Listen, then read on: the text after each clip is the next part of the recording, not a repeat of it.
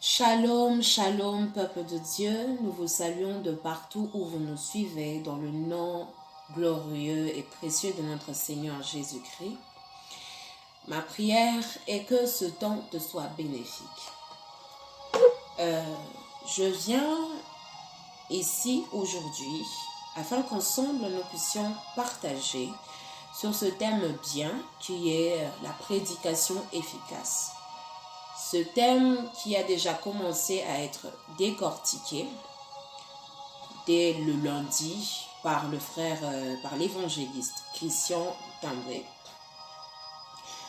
Ce thème, j'espère qu'il bénira quelqu'un. J'espère qu'une vie sera transformée. J'espère surtout qu'un prédicateur sera amené à revoir d'une certaine façon sa façon de faire les choses, la façon dont il avait l'habitude de prêcher, la façon dont il avait l'habitude de mener, de conduire ses prédications et ses cultes. Bien avant de continuer, avant d'aller loin, je vais d'abord faire une courte prière et puis après nous continuerons.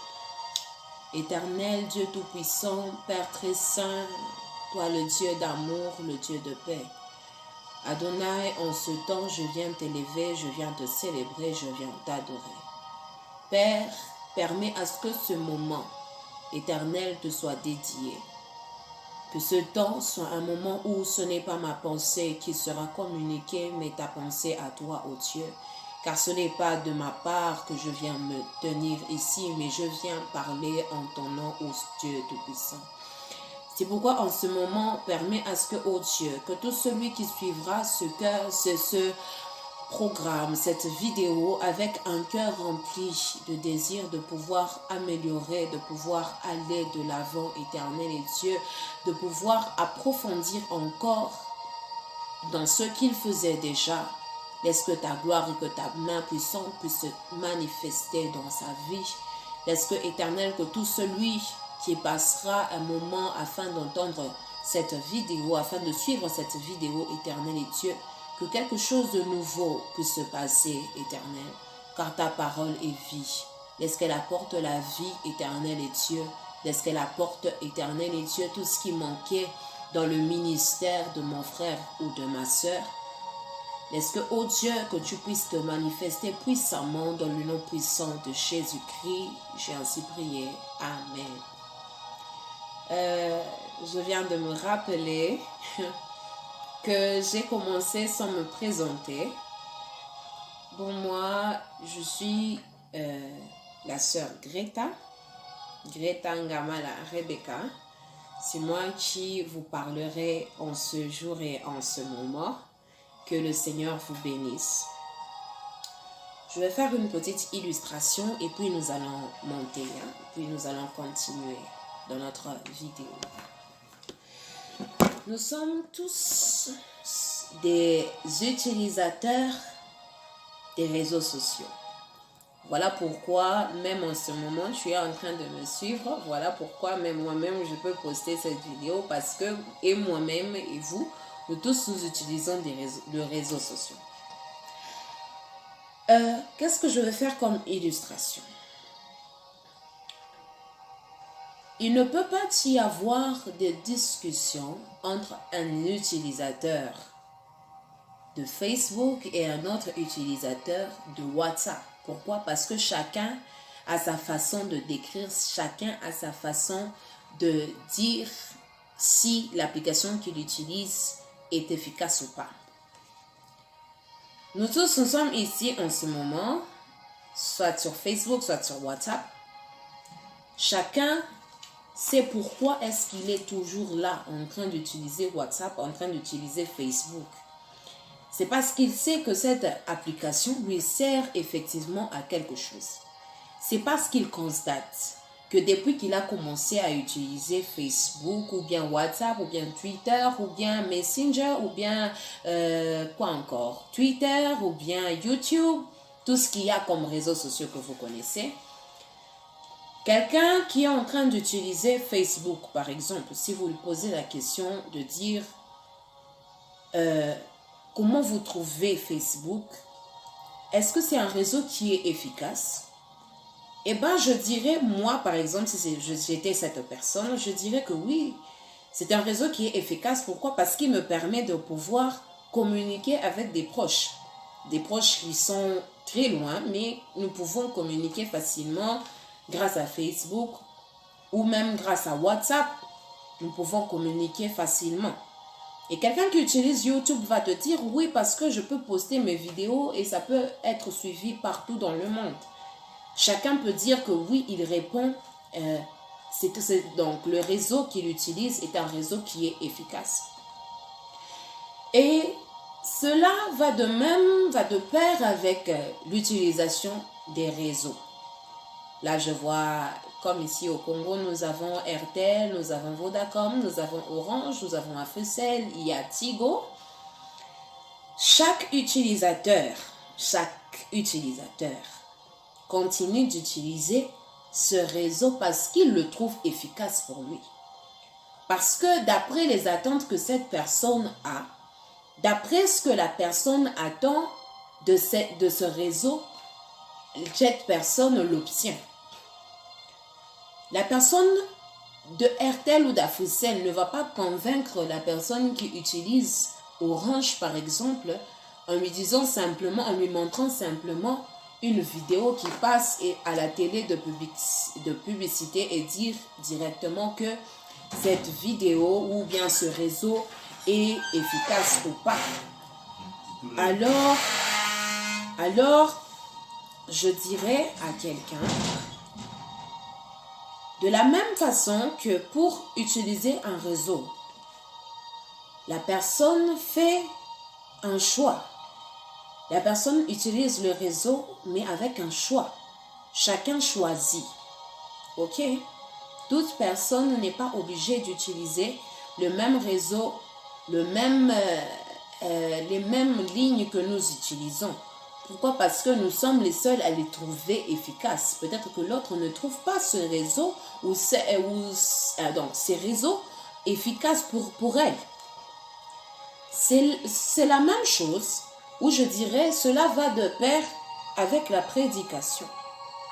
Pour qu'une prédication soit dite efficace, il faudrait qu'elle réponde à certaines normes. Pour qu'une prédication soit dite prédication venue du ciel, il faudrait qu'elle ait et qu'elle réponde à certaines de nos attentes. Parce que nous sommes tous sans ignorer que chacun va à l'église avec ses questions, avec ses attentes. Ce n'est pas tout le monde qui va à l'église avec les mêmes idées, avec les mêmes attentes. Non. Chaque personne a sa question dans son cœur. Chaque personne a ses préoccupations dans son cœur. Et ainsi pour dire que une prédication est efficace, c'est seulement lorsqu'après avoir entendu cette prédication, quelque chose de nouveau se passe dans ma vie. Quelque chose change dans ma vie. Quelque chose change dans la vie de celui qui entend.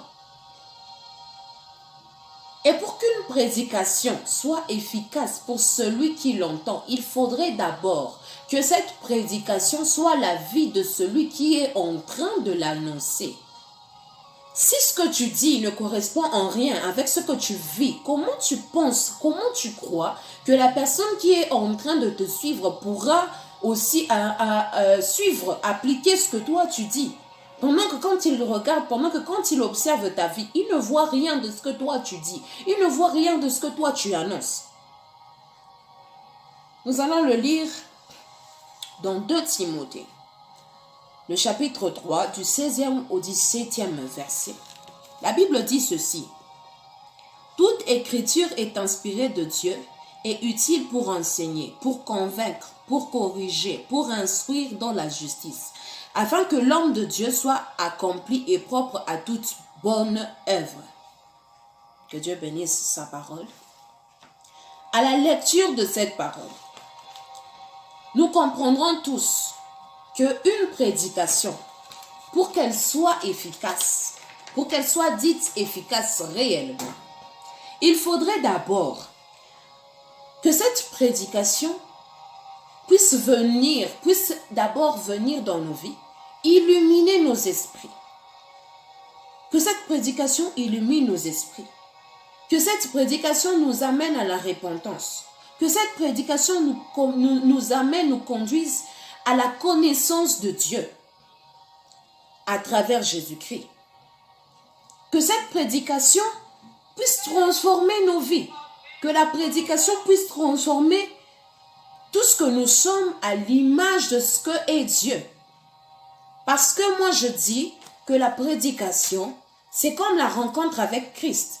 Tu ne peux pas rencontrer Christ et rester demeurer la même personne, ça jamais. Une prédication devient efficace quand on voit des effets dans la vie de la personne à qui on l'annonce. Quand on voit des effets dans la vie de la personne qui reçoit cette prédication. On ne peut dire d'une prédication efficace qu'elle est efficace d'après le nombre de bruits que tu fais pendant que tu es en train de prêcher. D'après le nombre de amen qui sont en train de venir du peuple de Dieu. D'après le nombre des sauts que tu vas faire là devant la chair en train de prêcher. Ou d'après le fait que tu es tellement transpiré, tellement sué. Alors on dira d'elle qu'elle est efficace. Non mon frère, non mon cher prédicateur ou chère prédicatrice. On dit d'une prédication qu'elle est efficace lorsqu'on observe des changements dans la vie de la personne qui est en train de l'annoncer et même dans la vie de la personne qui est en train de recevoir cette prédication-là. Alors, nous allons lire ensemble dans le livre de Marc. Nous allons lire ensemble Marc chapitre 5 du 1er au 20e verset. Mais nous n'allons pas tout lire. On va prendre quelques-uns des textes. Nous n'allons pas lire tout le texte de Marc, mais je vais attirer notre attention sur le 15e verset de ce chapitre-là. D'ailleurs, le chapitre raconte l'histoire d'un démoniaque qui vivait dans les sépulcres. C'était là que se trouvait sa demeure et tout. Après sa rencontre avec Christ, voici ce qui s'est passé. Au 15e verset, il est dit ceci. Ils vinrent auprès de Jésus et ils virent le démoniaque, celui qui avait eu la légion, assis, vêtu et dans son bon sens. Et ils furent saisis de frayeur. Mon frère, tu ne peux pas avoir reçu la parole de Dieu, tu ne peux pas dire d'une parole qu'elle est efficace. Quand toi, tu étais hier fumeur de chanvre, aujourd'hui, après avoir suivi une prédication, après avoir reçu la prédication, tu demeures la même personne. Impossible, c'est infaisable, ça ne peut pas se faire. Ce démon, après avoir rencontré Christ, parce que moi je dis la prédication, c'est comme une rencontre avec Christ. La prédication, elle vient afin de tailler, afin de redresser, afin de rééduquer une personne. Si là où l'éducation de la maison a échoué, la prédication, elle, à son tour, ne peut pas échouer. Non, elle ne peut pas échouer. La rencontre avec Christ change obligatoirement quelque chose en nous. Et on dit d'une prédication qu'elle est efficace quand on observe des changements dans la personne qui dit les choses et la personne qui reçoit les choses. Parce que tu ne peux pas prêcher ce que tu n'as pas vécu. C'est impossible. Tu dois être d'abord toi-même le message. Tu dois être la prédication avant que tu ne puisses la transmettre aux autres.